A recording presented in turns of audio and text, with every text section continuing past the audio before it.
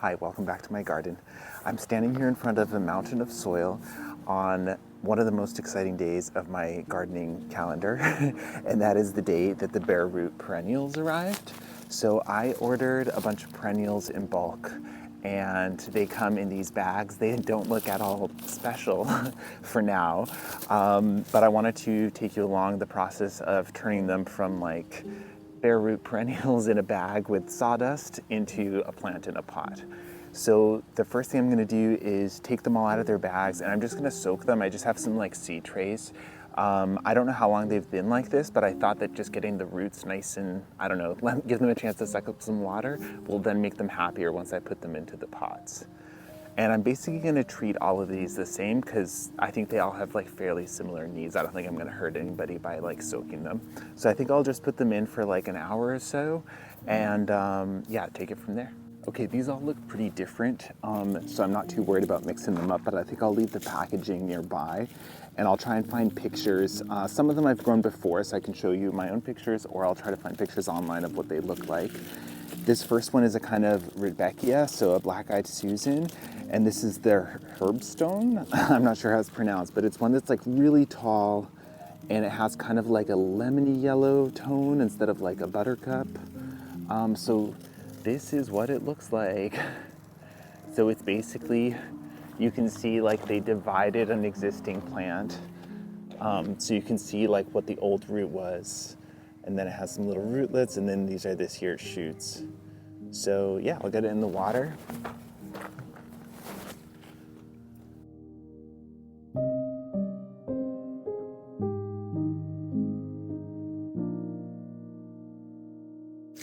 Okay, just making sure I haven't missed any. And then the sawdust can just go on the compost heap, which I'll do after. So if these were going into a heated greenhouse, once I've potted them up, I would maybe put a little like fertilizer in the water, but because they're going in somewhere like cool, it's like unheated, I don't want to like give them too much of a kick. I'll just like let them form their roots and then take it from there. Okay, next are daylilies. So these are Hemeracalis tiger eye spider. So these ones have like really cool flower shapes, and I can see that they've already been like trying to grow in the bag. So they already have like little shoots, which will make them really easy to plant. And then because I wasn't sure, I don't think these are like coming from like a very wintry environment. I'm pretty sure that they were indoors. So I just made sure that the water's not too cold. I didn't want to shock anything by putting it in like ice water, so I actually brought water from inside.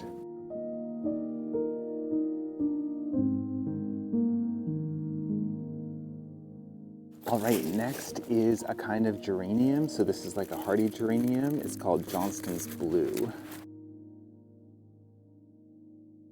So kind of similar, you can see like the roots, and then there's like some like eyes or like little growth points.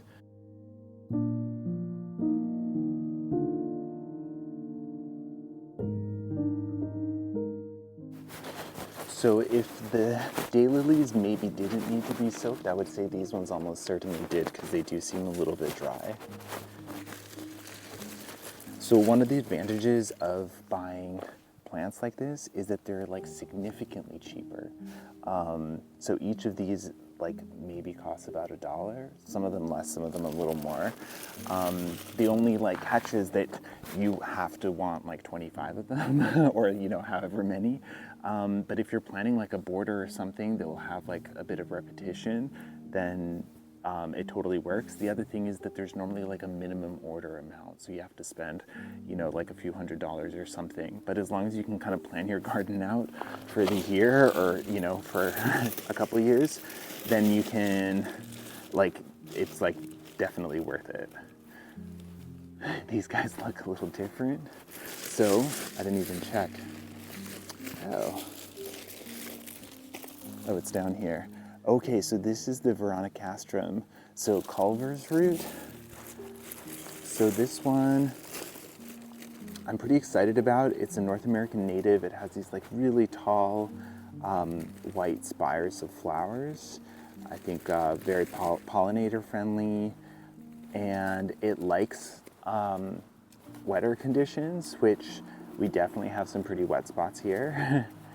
So along the shadow and white garden, which is all like mostly white colors and then different like colors of foliage, there's like one wet spot that we're extending it to this year. So I think that these will look amazing there. I said I was going to leave these here so that I can remember what everything is.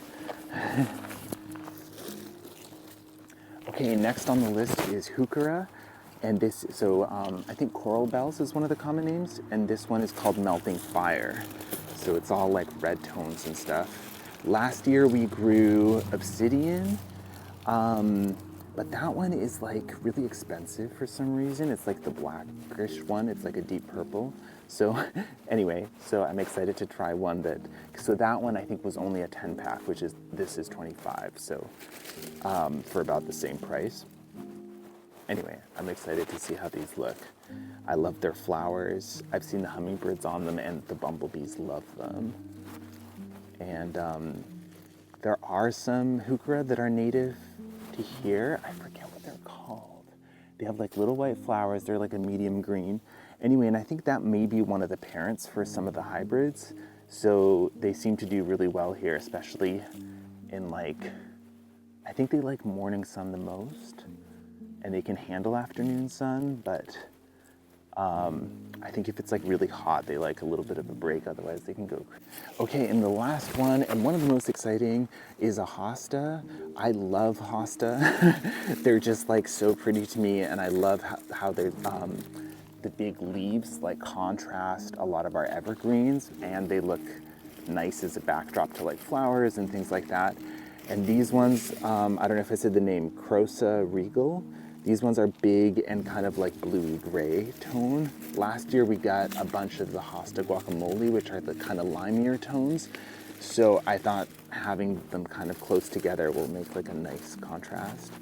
I also love Hosta for planting around spring bulbs because as the spring bulbs start to fade and their foliage sometimes doesn't look amazing, these ones are just coming up. So these ones can kind of partially obscure the foliage or at least draw focus. And these look awesome too. So you can see like, they have like almost purple little buds.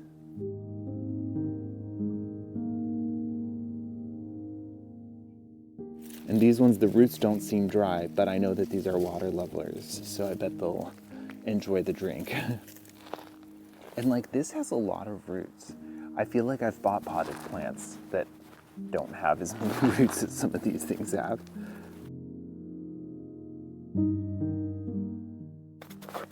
All right, so that's all of them. So I'm gonna go have lunch and then I'll come back and get potting.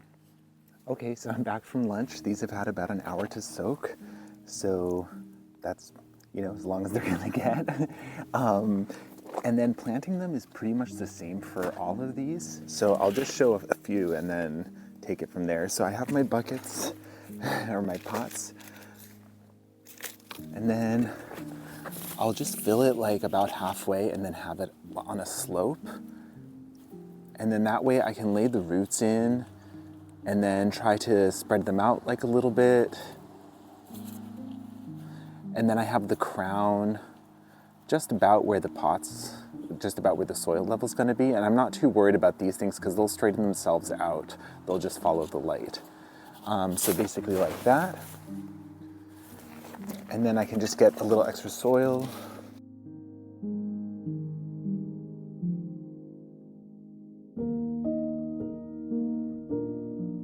So it's kind of like a sandwich of the roots in the soil with the crown sitting just at the soil level. And then I'll just gently pack that in like that. And then that's it. So I'll wait and water them all together at the end. But basically just that. And then I'm gonna put these in the greenhouse, which is unheated, and they'll just kind of grow on. And then I think within like a month or so, they should have a bunch of roots. They should be established, and then I can put them out into the borders. So I'm gonna do that to all of these, and then I'll check back in after.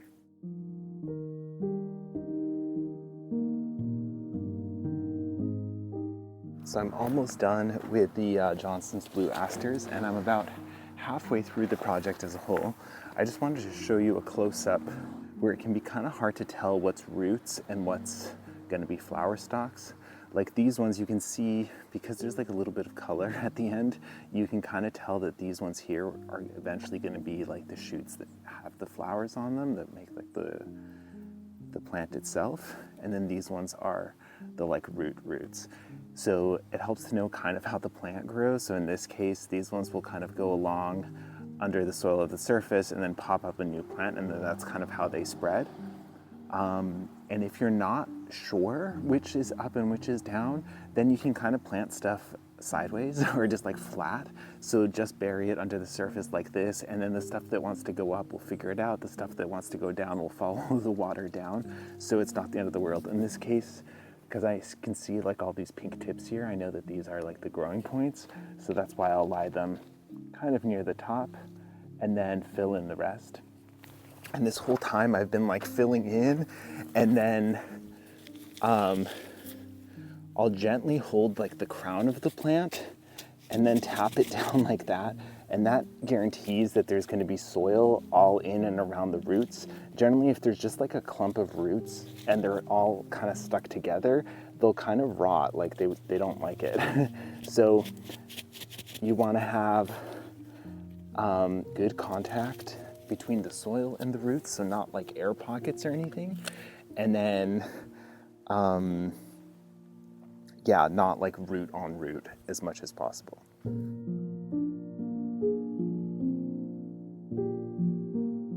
All right, so 2/3 done. Still these 2 packs, and my back needed a little bit of a break, so I thought that I would just turn the camera around and show you what we've been working on this side. I posted a video recently about how we're kind of redoing this whole area. So we took the concrete pad that was here up, it was all cracked and stuff. And then the guy who had the excavator who took it up for us, he broke a bunch of the concrete for me, and we've just had this like huge pile on the driveway. And then I've slowly been working at it, trying to make sure that all the pieces are level and stuff. Still have some work to do, but I feel like it's a one day off, one day, or one day on, one day off situation, because it's kind of a lot on my back. And then we also built the vegetable beds. They're not completely finished. I still want to like level them out a little bit. And for this area over here, we're planning to make like a table, both kind of like a potting table and also just like an eating table. And then on this side up against the house where all this junk is, we're planning our like cuttings bed, because this wall faces north by northeast, so it doesn't get too much direct sun, only early in the morning. And then the house itself will protect the seedlings from like wind, or like the cuttings from wind, or whatever it is. So this will be kind of a little nursery bed. Oh, and then that's the concrete pile next to the succulent dish. Anyway, I'll get going on these last couple, and then I just need to water everybody in, and then I'll start moving everything down to the greenhouse.